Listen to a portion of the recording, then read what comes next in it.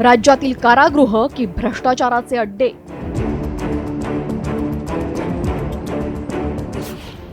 कैद्यांच्या नावाखाली 500 कोटींचा घोटाळा.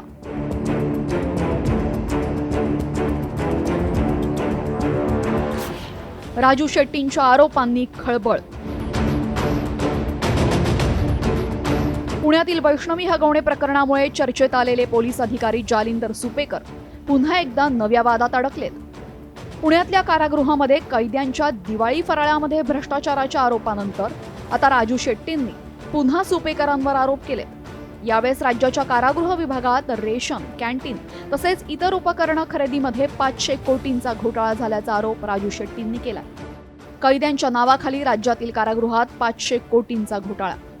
तत्कालीन डीजीपी अमिताभ गुप्ता आणि आयजी जालिंदर सुपेकर यांचा घोटाळ्यामध्ये सहभाग, शेट्टींचा आरोप. 2022 ते 2025 या वर्षात राज्यातील कारागृहात घोटाळा. कारागृहात रेशन, कॅन्टीन आणि इतर उपकरणे खरेदीमध्ये घोटाळा.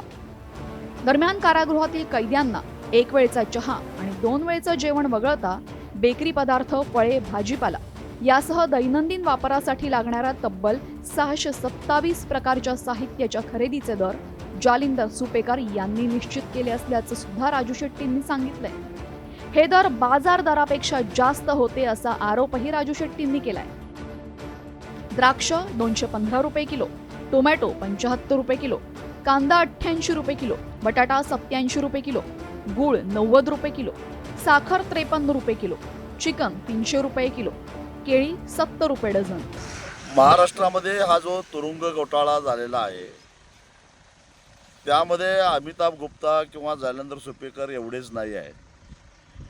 त्यांना मदत करणारे, या तुरुंग विभागामध्ये काम करणारे अनेक कर्मचारी आहेत, अधिकारी आहेत, ज्यांच्या सहाय्यानं बदल्यांचा बाजार झाला.